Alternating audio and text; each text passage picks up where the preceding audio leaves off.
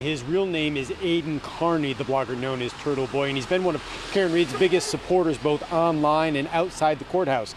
But police and prosecutors say what he did here the other night crossed the line.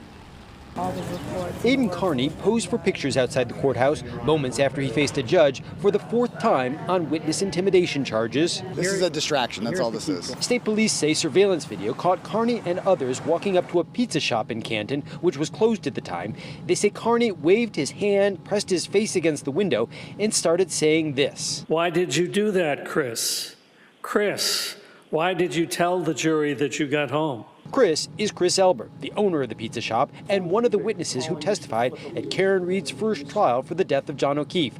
Carney's lawyer told the judge that what he said outside the pizza shop was not a threat. Was it unwise what he did? Yeah, you wouldn't have done it, I wouldn't have done it. Nonetheless, what do you do about it? As the blogger known as Turtleboy, Carney has been promoting Read's claim that someone else killed O'Keefe. In a new court filing, prosecutors in the Read case say they want Carney's phone data. They say it will prove Read and her attorneys have been pulling his strings, saying, quote, the parties directly encouraged Mr. Carney to continue personal attacks on witnesses and their family members. I understand how this works. You're allowed to have opinions. You're allowed to vocalize those opinions, even if people don't like them. So that's all I've done. And this whole thing, I've vocalized my opinions about the Karen Read case and the witnesses involved in it.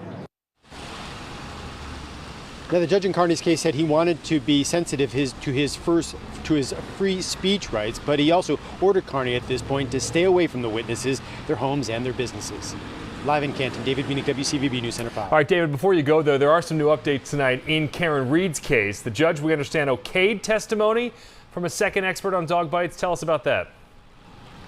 Yeah, that's right. You'll remember that the defense's theory largely rests up on the idea that John O'Keefe was bitten by a dog on the night that he died. Well, now the prosecution says they have an expert who found that dog, measured its teeth, made a mold of its mouth and the teeth, and then compared it to the marks on John O'Keefe's arm. That prosecution witness is expected to testify at the second trial that the marks and the teeth do not match. All right, David Bieniek for us in Canton tonight. David, thank you for that.